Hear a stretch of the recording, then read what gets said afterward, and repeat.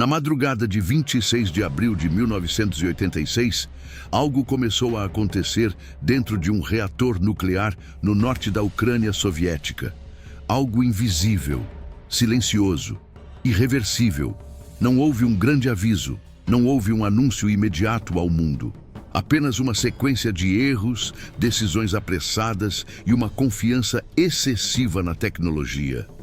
Às 1h23 da manhã, o reator número 4 da usina nuclear de Chernobyl explodiu. A explosão não foi como uma bomba convencional. Não houve uma onda de choque que derrubasse cidades inteiras. Em vez disso, o topo de 1.000 toneladas do reator foi arremessado para o ar como se fosse uma tampa de panela. O núcleo nuclear ficou exposto diretamente à atmosfera, e naquele instante, a Terra ganhou uma ferida aberta. Chamas radioativas começaram a queimar grafite, combustível nuclear e estruturas metálicas. Um incêndio impossível de apagar com métodos comuns. Partículas invisíveis começaram a subir para o céu, formando uma nuvem mortal que viajaria por continentes inteiros. Os operadores que sobreviveram à explosão não entenderam imediatamente o que havia acontecido. Muitos acreditavam que o reator ainda estava intacto. Outros pensaram que os instrumentos estavam com defeito, porque as leituras eram simplesmente altas demais para parecer reais. Quando os primeiros bombeiros chegaram, a cena era surreal.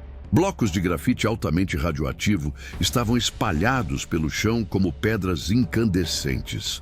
Alguns homens os chutaram para longe com as botas. Outros os pegaram com as mãos para liberar passagem.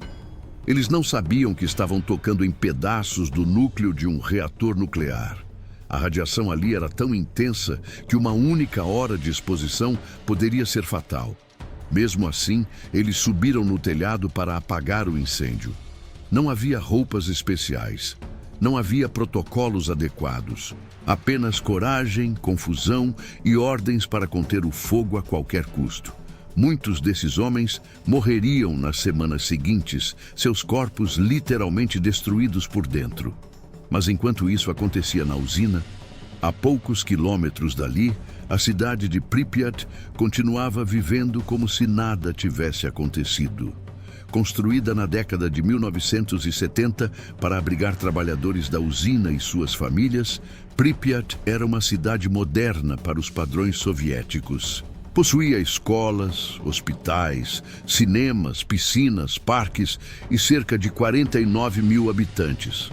Naquela manhã, crianças foram para a escola, funcionários foram ao trabalho, casais passearam pelas ruas arborizadas.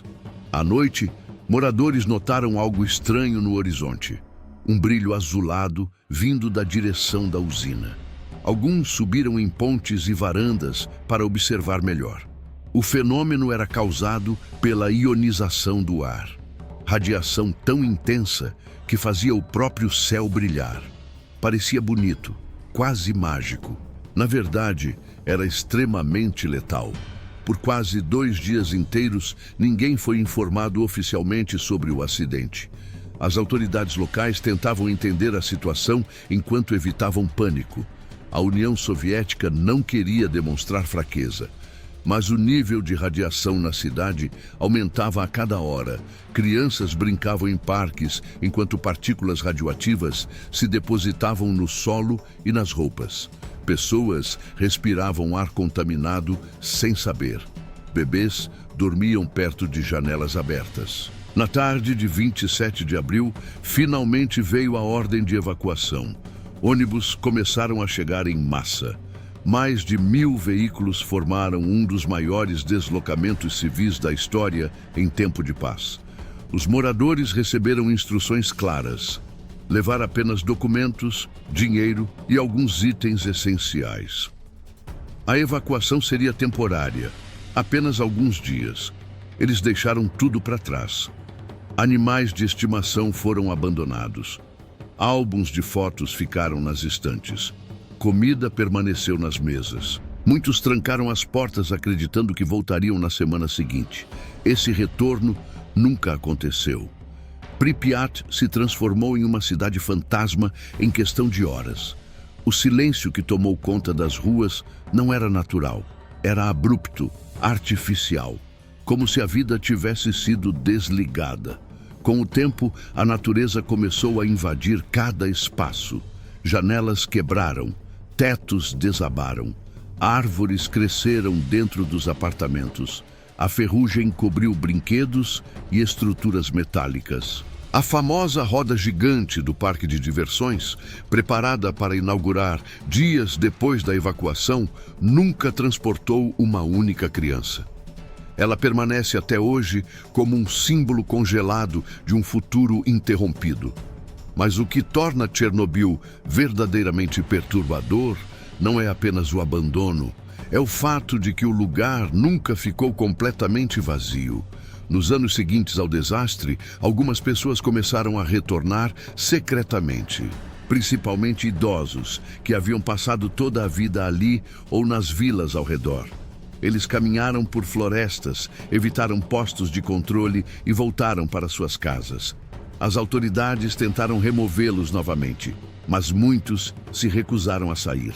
Para essas pessoas, o exílio era pior que o risco invisível da radiação. Eles ficaram conhecidos como auto-reassentados. Vivem em casas antigas, cultivam pequenas hortas e criam animais para a subsistência. Muitos utilizam água de poços e madeira das florestas próximas.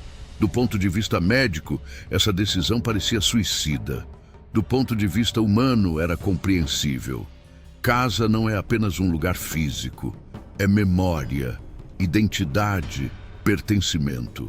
Alguns desses moradores ultrapassaram 90 anos de idade, vivendo décadas dentro da zona proibida. Enquanto isso, algo inesperado acontecia ao redor. Sem atividade agrícola intensiva, sem cidades funcionando e sem caça regular, a natureza começou a recuperar o território. Florestas se expandiram rapidamente, animais retornaram em grande número. Hoje, a zona de exclusão abriga populações de lobos maiores do que as encontradas em reservas naturais próximas. Javalis, alces, linces e cavalos selvagens circulam livremente. Chernobyl se tornou, ironicamente, um dos maiores experimentos ecológicos involuntários da história. Mas isso não significa que a radiação não tenha efeitos. Estudos mostram mutações genéticas, alterações no sistema imunológico e redução na expectativa de vida de algumas espécies. No entanto, a ausência humana compensou parte desses impactos. A presença humana, ao que tudo indica, é mais destrutiva que a radiação em muitos contextos. Mesmo assim, o perigo permanece. A contaminação não é uniforme. Existem áreas relativamente seguras e outras onde a radiação ainda atinge níveis perigosos. O solo, a poeira e certos objetos continuam emitindo partículas invisíveis. Um simples passeio fora das trilhas monitoradas pode resultar em exposição significativa. Hoje, milhares de trabalhadores entram na zona diariamente para monitoramento ambiental, manutenção das instalações e segurança. O gigantesco arco metálico que cobre o reator destruído, conhecido como Novo Confinamento Seguro, foi construído para conter a radiação e evitar novos vazamentos. Dentro dele, permanece uma massa altamente radioativa formada pelo combustível nuclear derretido, areia, concreto e metal. Essa substância continuará perigosa por milhares de anos. O sarcófago atual foi projetado para durar cerca de 100 anos. Depois disso, outra solução terá que ser criada por gerações futuras. Chernobyl não é um problema resolvido, é um problema herdado. E talvez o mais inquietante seja perceber que não existe tecnologia capaz de limpar completamente a área. A única estratégia real é esperar que o tempo reduza naturalmente a radioatividade. Décadas, séculos, milênios. Enquanto isso, o lugar continua existindo. Hoje, antes da guerra na Ucrânia, Chernobyl se tornou um destino turístico peculiar. Visitantes do mundo inteiro pagavam para entrar na zona, caminhar por Pripyat e observar de perto o cenário de um desastre nuclear. Os passeios seguem regras rígidas: não tocar objetos, não sentar no chão, não levar nada embora, não comer ao ar livre. Porque a ameaça não é visível, ela não cheira, não faz barulho, mas continua ali. E talvez o aspecto mais perturbador seja que, para os poucos moradores permanentes, Chernobyl não é um símbolo de catástrofe, é apenas casa, onde nasceram, onde viveram, onde suas histórias ainda existem. Hoje, ao caminhar pelas ruas vazias de Pripyat, o silêncio é absoluto. Nenhum motor, nenhuma conversa, nenhuma rotina humana. Apenas o vento atravessando prédios vazios e o som distante da vida selvagem ocupando o espaço. Não é um silêncio pacífico. É um silêncio que parece observar você de volta, como se o próprio lugar lembrasse do que aconteceu. Chernobyl é um monumento involuntário ao poder da tecnologia e à fragilidade do controle humano sobre ela. Um lembrete permanente de que algumas invenções são capazes de ultrapassar nossa capacidade de previsão e que certos erros não podem ser desfeitos, apenas administrados. Mesmo décadas depois, o reator destruído continua sendo monitorado 24 horas por dia.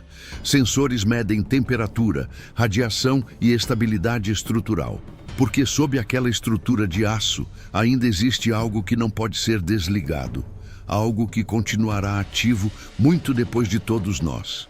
E ainda assim, pessoas vivem ali, plantam, respiram, envelhecem, chamam aquele lugar de lar. Se você quer continuar explorando os segredos mais perturbadores, esquecidos e fascinantes da história humana, inscreva-se no Oculto, porque existem lugares no mundo que não deveriam existir, mas existem. E quando você descobre a verdade sobre eles, é impossível esquecer.